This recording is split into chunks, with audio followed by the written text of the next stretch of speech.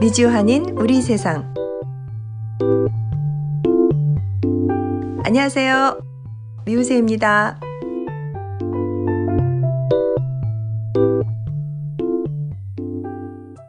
(2021년 10월 27일) 수요일 제249화 미주 한인 우리 세상 지금 시작합니다.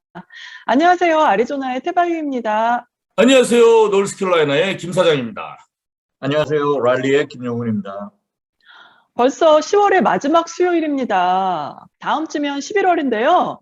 11월 1일이 무슨 날인가 하면 비건 소사이어티의 루이스 월리스가 1994년 제정한 세계 비건의 날입니다. 비건의 날을 맞이해서 건강한 우리 먹거리의 미래에 대해 얘기 나눠보도록 해요. 2009년 신종 인플루엔자, 2015년엔 메르스, 그리고 2019년엔 코로나 19까지 계속해서 발생하는 인수 공통 전염병이 소중한 우리의 일상을 위협하고 이러한 전염병과 기후변화 등의 환경 문제를 일으키는 또 하나의 원인 중 하나가 바로 공장식 축산이라고 합니다. 공장식 축산업이 발달하면서 1990년대 이후 인류의 고기 소비량이 크게 늘었다고 해요. 하지만 지금 누리고 있는 이 육식 계속할 수 있을까요? 김 사장님은 고기 얼마나 드시는 편이에요? 고기를 안 먹으려고 노력을 하는데도 미국서 살다 보면은 다른 반찬이 별로 없잖아요. 그냥 고기가 주로 된 반찬밖에 없습니다. 쉽게 네. 그래서 어쩔 수 없이 고기를 계속 자주 먹는 편입니다. 김영훈 교수님은요? 저는 고기 잘 안 먹는데요. 최근에 체크업을 갔더니만 의사 선생님께서 제발 고기 좀 많이 먹으라고. 어머. 그 정도예요? 네. 비거니즘이 베지터리안이라는 뜻 아닙니까? 채식주의. 네, 맞아요. 우리 태바님은 어떻게 고기와 채소를 골고루 섞어서 드시나요?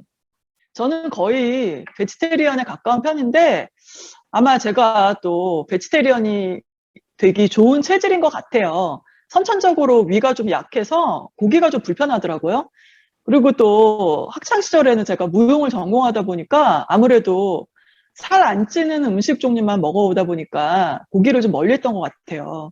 그리고 또 한동안 또 명상수행 한다고 또 채식 위주로 이렇게 먹게 되었고요.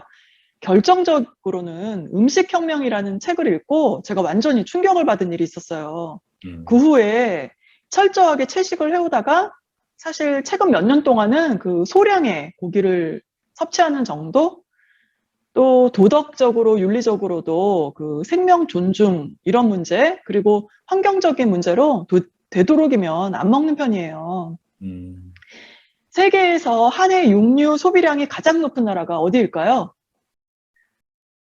미국 아닐까요? 김영훈 교수님은요?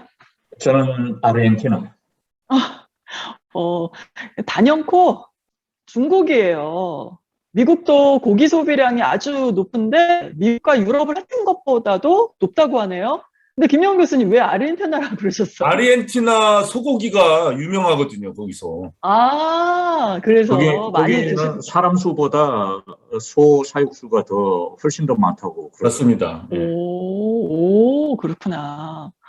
근데 2019년 자료에 따르면 1인당 연간 육류 소비량이 세계 평균 43kg인데 중국은 61.8kg으로 가장 높고요.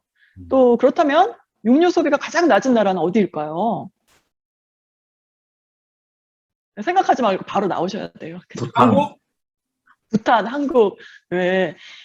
세계 인구 2위인 나라 인도라고 하네요. 인도 고기 소비가 3.7kg으로 엄청 중국하고 차이가 많이 나죠. 와, 종교적인 이유 때문인가요? 그렇죠. 그런 이유가 아마 큰 것 같아요. 의외. 네, 큰 것 같아요. 네. 그리고 육식을 줄여야 한다는 전문가 바그대학교 기후학 교수 기돈 에셀이란 분이 계신데요. 네, 이분은 저기 지금 채식으로 지금 식사하고 계시죠?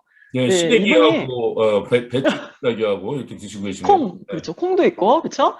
30년 넘게 채식주의자로 살고 계신 분인데 지금 같은 육식을 계속하는 건 인류에게 큰 재난이 될 거라고 이렇게 말을 해요. 우리 인간은 늘 동물을 조금이라도 먹어왔고 그게 잘못됐다는 말은 아닙니다. 하지만 최근 10,000년에서 12,000년 동안 인류가 먹었던 건 대부분 식물이었고 식물에도 영양이 충분히 들어있다고 얘기를 하십니다. 소고기 1kg을 얻기 위해선 쌀 1kg을 생산할 때보다 얼마나 많은 땅이 필요할까요? 바로 50배나 더 많은 땅이 필요하대요. 결국 지구의 산림 파괴, 수자원도 낭비되어 육식은 지속 가능하지 않다는 거죠. 요즘 물 부족으로도 얼마나 심각해요. 통계에 따르면 햄버거 한 개를 만들기 위해 사용되는 물이 화장실 변기 6개월 사용과 샤워기 3개월 사용하는 것과 맞먹는다고 하네요. 아, 그렇게는 인간의 육식, 네. 그러니까요. 그 햄버거 한 개 그거 얼마나 돼요? 우리 저거 햄버거 하나 먹는 거 뭐 1분? 2분 이 정도밖에 안 걸리잖아요. 그러니까 이거는 사실. 이제 그 햄버거에 들어가는 고기, 그 그렇죠. 고기를 하기 위해서 뭐 소가 먹는 물 뭐 이런 걸 다 계산했나 보군요, 이게. 그렇죠. 패티 한 장이, 그렇죠. 그런데 확실히 우리 한국에서 먹었던 밥상이랑 요즘 사람들의 밥상을 비교해보면 요즘은 정말 고기를 많이 먹는 것 같아요. 그렇죠? 어릴 적 한국에서 먹었던 밥상 생각나죠? 여기 지금 이거 나오네요. 어때요? 우리 거의 야채잖아요. 야채 위주? 이렇게 어쩌다가? 먹는 것도 조금 여유가 있을 때 옛날에 먹었죠. 사실 이 중에 네, 서너 맞아요. 가지만 가지고 밥하고 먹었죠. 옛날에. 그랬죠. 그리고 좀 아주 특별한 날은 조기구이 하나 아니면 쇠고기 볶음 조금 많지도 않게 이렇게 먹었잖아요. 어떻게 밥상 생각나시는 거 있어요, 김영훈 교수님? 한국 밥상 어렸을 때? 저는 정말 이 밥상 그림을 보니까 이 정도면 정말 진짜 이건 진수. 잘 사는 집이, 그렇죠. 잘 사는 집이라니까, 저게. 기업 유지급의 밥상이다 이렇게 보시면. 네, 이게 사진을 잘못 고르신 것 같아요. 그러니까 우리가 사실 우리 그냥 일반 보통 사람들은 사실 밥하고 거의 야채 아니면 뭐 된장국 이렇게 먹었단 말이에요. 근데 내가 이게 고등학교 때 지금은 하숙집에서 네. 어머니가 또 도시락 싸줬거든요. 우리 고등학교 때. 그때가 네네네.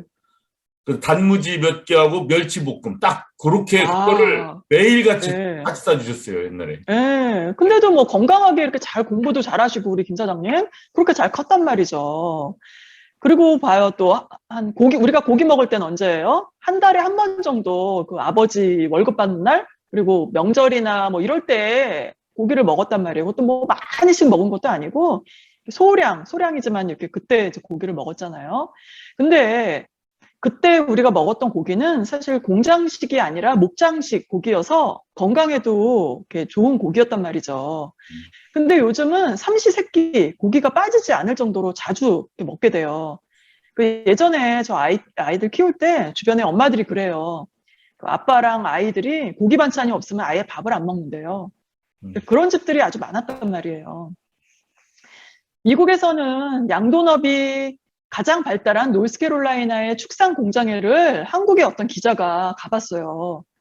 실제로 밀집식 사육으로 인해 돼지 한 마리가 아프면 순식간에 800번째 돼지까지 감염될 수도 있다고 하네요. 전문가들은 돼지에게서 바이러스성 질환이 생기면 좁은 축사 내에서 변이가 발생할 가능성을 높인다고 아주 우려를 합니다. 그리고 공장식 축사의 가장 큰 문제가 가축들의 분뇨를 제때 처리하지 못해서 분뇨와 뒤엉켜 돼지들이 살아가는 그 비위생적인 환경이 바이러스의 위험을 크게 높인다고 해요. 그리고 그 분뇨의 무단 방출로 인해서 환경오염도 심각하고요. 그곳의 축사 일부는 돼지, 닭, 소, 그 축사가 인접해 있는 환경인데 과거 2009년 그때 신종 인플루엔자 A로 이름이 바뀐 돼지 독감이 실제로 노스캐롤라이나에서 시작되었다는 설이 있어요. 김 사장님 기억나시죠? 네. 그때 신종 인플루엔자 A로 전 세계 약 28만 명이 사망을 했어요. 미국 내에서 또 다른 팬데믹을 막기 위해 공장식 축산업을 중단하고 육식을 줄이자는 주장이 꾸준히 계속해서 제기되고 있습니다.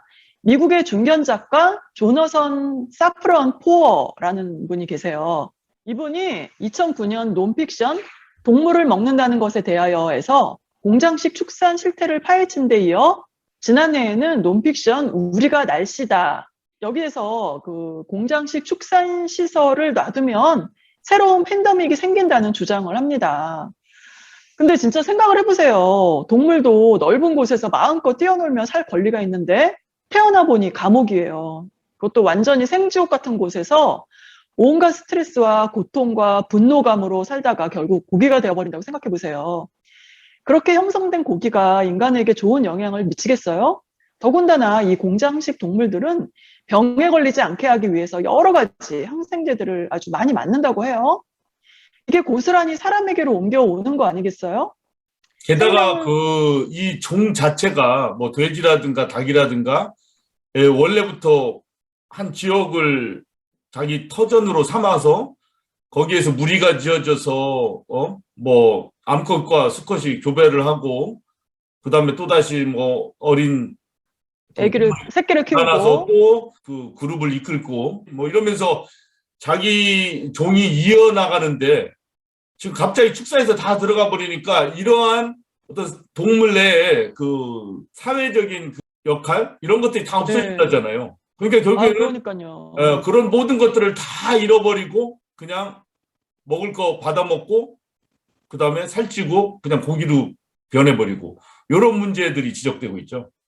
네, 근데 이게 심각하잖아요. 그리고 이 생명이라는 거는 순환을 하는 건데 사람 몸에 동물의 그런 것들 있죠. 그 안 좋은 그런 에너지 그리고 그 많이 무수히 맞는 그 항생제들 이런 것들이 사람 몸에 들어가서 독이 되지 않을까? 굉장히 걱정이 돼요. 합격이 되는 거죠. 나쁜 물질들이 계속. 네, 항생제뿐만이 아니라 네, 호르몬제도 뭐 얼마나 많이 맞아요.